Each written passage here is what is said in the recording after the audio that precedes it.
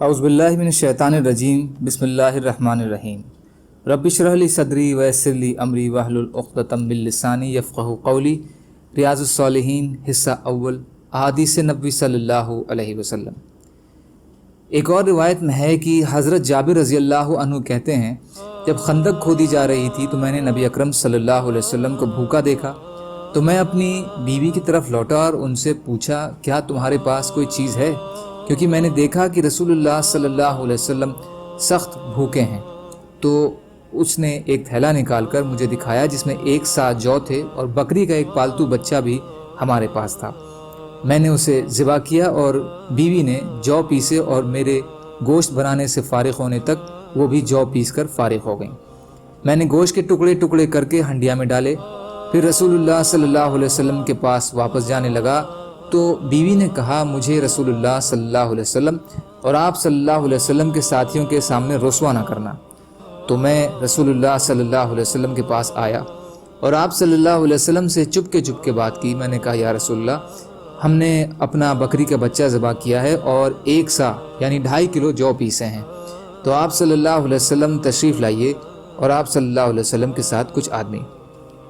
تو نبی اکرم صلی اللہ علیہ وسلم نے بلند آواز میں فرمایا، اے خندق کھودنے والوں، جابر رضی اللہ عنہ نے کھانا تیار کیا ہے، تو تم سب آؤ۔ اور نبی اکرم صلی اللہ علیہ وسلم نے مجھ سے فرمایا کہ تم اپنی ہنڈیا چولہے سے نہ اتارنا اور نہ اپنے آٹے کی روٹی پکانا یہاں تک کہ میں آ نہ جاؤں۔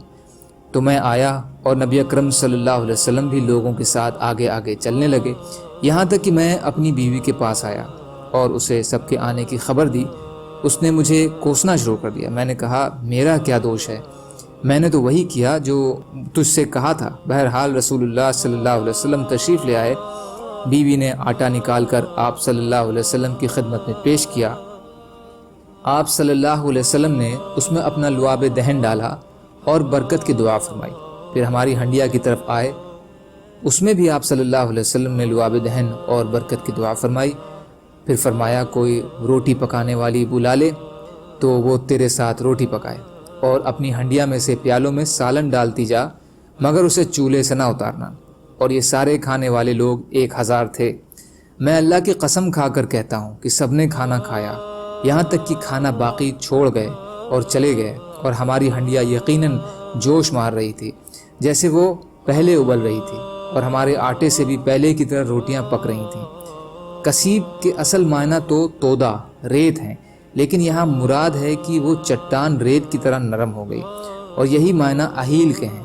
اصافی وہ پتھر جن پر ہانڈی رکھی جاتی ہے، یعنی چولہے کے 3 پتھر۔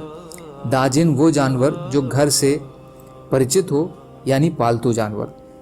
سور اس کھانے کو کہتے ہیں جس کے لیے لوگوں کو دعوت دی جائے، اور یہ فارسی زبان کا ایک الفاظ ہے۔ ہیہلا کے معنی ہے آؤ۔ وہ اپنے شوہر سے جھگڑی اور اسے برا بھلا کہا، اس لیے کہ اسے یقین تھا کہ اس کے پاس جتنا سامان خوراک ہے وہ ان سب مہمانوں کو کافی نہیں ہوگا۔ تو وہ شرمندہ ہوئی اور اس پر وہ ظاہر معجزہ اور واضح نشانی چھپی تھی جس کے ساتھ اللہ نے اپنے پیغمبر کو نوازا۔ فائدہ، اس میں بھی نبی اکرم صلی اللہ علیہ وسلم سمیت صحابہ اکرام رضی اللہ عنہ کی تنگ دستی اور فاقہ والی زندگی اور معجزہ کے علاوہ نبی اکرم صلی اللہ علیہ وسلم کی ونع کا بیان ہے کہ آپ صلی اللہ علیہ وسلم صحابہ رضی اللہ عنہ کے ساتھ مل کر سخت محنت اور مشقت والے کام بھی کرتے تھے۔ کاش کہ ہم لوگوں میں بھی اور بڑے لوگ بھی اس طریقے کو اپنائیں۔ ہدیہ دینا مستحب ہے، اور خاص طور پر حاجت اور بھوک کے موقع پر۔ سبحان اللہ و بحمدہ، سبحانک اللہم و بحمدک، اشہد ان لا الہ الا انت، استغفرک و اتوب الیک۔ سبحان ربک رب العزۃ عما یصفون وسلام علی المرسلین والحمد للہ رب العالمین، برحمتک یا ارحم الراحمین، لا الہ الا اللہ محمد رسول اللہ۔